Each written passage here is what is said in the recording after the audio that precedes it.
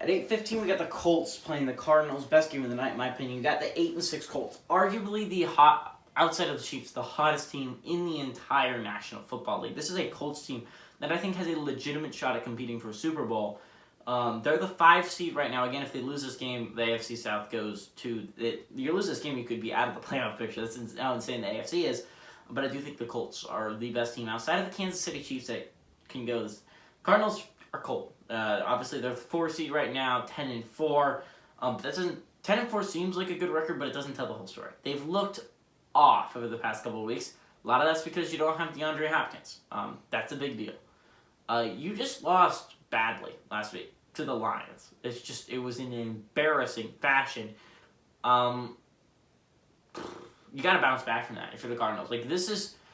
You lose this game, you could easily lose the NFC West. You could be on the road. You could go from being the 1 seed, being undefeated, to having to play on the road in the first playoff game, which is insane to think about. But the Cardinals have fallen so far from our graces. So far, they've just absolutely plummeted into this horrible abyss. But let's go over the Colts some injuries on the both sides of the ball.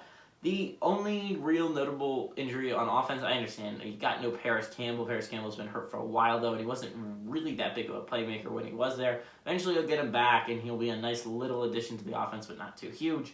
There might have been a tight end or two that hurt, but they just don't use them, so I don't really feel like I need to take note of it. But their starters on the offensive line, I feel like, are notable. Left guard Quentin Nelson has COVID. Ryan Kelly has a personal injury. He's out for this week. And starting right guard has Mark Lewinsky has COVID as well. So your entire interior of your offensive line all are going to be out this week, which means in comes at left guard Chris Reed, 7th-year player out of Minnesota State Moorhead. At center, here comes Danny Pinter, 2020 5th-round pick out of Ball State. And at right guard, here comes Matt Pryor, 2018 6th-round pick out of TCU. It's suddenly an entire new interior offensive line than they're used to. So that's going to be a real interesting thing, considering the Cardinals, some of their best pass rushes come from the inside with a blitz from Chandler Jones. So, it's going to be interesting here. At corner, that's the only other injury of note outside of free safety. Rocky Sin has COVID, so he's going to be out for this game, which means Xavier Rhodes will stay starting corner anyways, but he's probably the number 1 now, 2013 first-round pick out of Florida State. I believe Kenny Moore, the second, probably starts on the opposite side, 6th player out of Valdosta State, and Isaiah Rodgers, 2026 round pick out of UMass, becomes the number 3 corner, and TJ Carey steps up in the number 4 corner role, 2014 7th round pick out of Ohio. Free safety, you got no Andrew Sendejo as a concussion. He's out for this game, as well as your 3rd string free safety, which means the only option at free safety, outside of grabbing strong safety Jaleel Aday and making him play free safety, would be George Odom, 5th-year player out of Central Arkansas. So that's just what I have to say on the matter. The Cardinals' injuries are not exactly little either. Obviously, running back James Conner has a heel injury, did not practice, so he's questionable for this game. Be huge not to have him in this game. Really hurt the Arizona Cardinals. Chase Edmonds would be the starter, 2018 4th-round pick out of Fordham. He's a good player.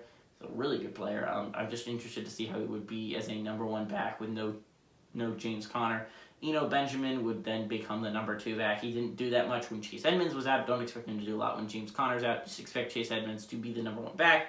But Eno Benjamin is a 2020 7th-round pick out of Arizona State, and Jonathan Ward, who would be the number 3 back. Again, they don't really use Eno Benjamin a lot when they have James Conner and Chase Edmonds. I don't expect Jonathan Ward to be used all that much. 3rd-year player at Central Michigan. We have some injuries at wide receiver. Obviously, DeAndre Hopkins out for likely the year with his MCL injury. Rondale Moore has an ankle injury, did not practice, so he's questionable for this game. If they don't have him, you have 4 receivers. You got A.J. Green, 2011 first-round pick out of Georgia. Christian Kirk, 2018 second-round pick out of Texas A&M. But those stay the same. Outside of DeAndre Hopkins, he would have been the 1 regardless. But even if Rondale Moore is healthy, A.J. Green and Christian Kirk are 1-2. Rondale Moore would be 3, but since his injury, if he can't go, Antoine Wesley, 3rd-year player out of Texas Tech, would be the number 3 receiver. And Andy Isabella, the 2019 second-round pick out of UMass, he would be the number 4. Center is a relatively issue of concern, right? The Colts have a good interior rush with DeForest Buckner, which if I'm the Colts, I'd be like, hey, DeForest Buckner, light up on the center every single time, because Rodney Hudson, their starting center, is out with COVID, and Max Garcia, their backup center, I know they're also guard, he's kind of like a swing player, but He plays both. He has a knee injury, he's a limited practice question for this game. So if he cannot go, you're starting a third-string center in Sean Harlow. 2017 fourth-round pick out of Oregon State. I feel like that's just a huge mismatch against a player of DeForest Buckner's caliber. And then defensive ends, you got Jordan Phillips. He's a knee injury, he's out for this game. Obviously, you already had J.J. Watt get hurt. Michael Dagba is going to be the only one that can really fill that role. 2019 7th-round pick out of Temple. We'll see how he fits into the defense since there's no Jordan Phillips. And then Andy Lee, I don't know what they're going to do at punter, if I'm going to be honest, because Andy Lee has COVID. He can't play in this game. Don't know what they're going to do at punter because it doesn't seem like they've signed one yet. Maybe they'll pick up one off of their practice squad. But you'd think if they were going to probably get another guy off another practice squad, they would have already had to fly him in to Arizona to be able to play in this game. I just don't think it's going to be possible to get him in time if they don't have one on their practice squad. I'm very confused about the Cardinals playing this.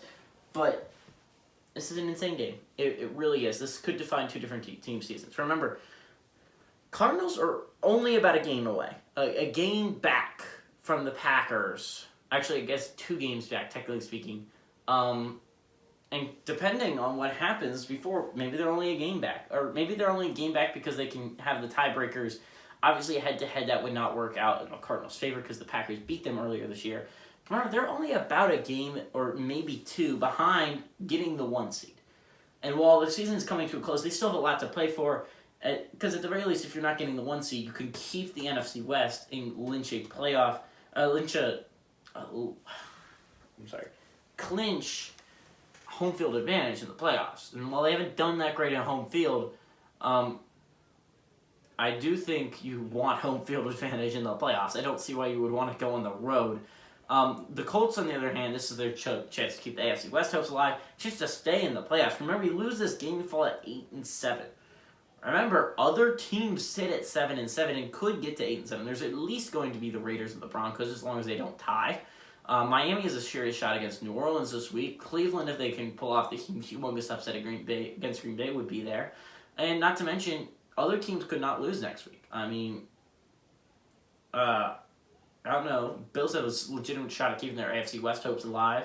AFC East hopes alive against New England this week. Chargers likely are going to beat Houston. And Baltimore, I guess there's an argument that Baltimore, I guess whoever loses that game, they will sit at 8-6. The other one will fall to 8-7, and they'll be right there with you. But I just don't know if that's going to happen. I feel like the Colts have a lot to play for here. So do the Cards, which makes for a fascinating game between, I think, 2 of the teams that have a shot at the playoffs if Cardinals can get their stuff together. Right now, I think the Colts are the better of these 2 teams, even with their interior line and injuries. I feel like that might hurt the Colts more than it would hurt the Cardinals. Cardinals are more passing team. Colts are more of a running team, and the entirely new interior offensive line might really hurt them. But I still think overall the Colts defense is extremely strong. I still think it's one of the best teams in the entire NFL, and I still have faith in my Colts to make the postseason and win a couple games there. But everybody, this is GGB saying adios, amigos.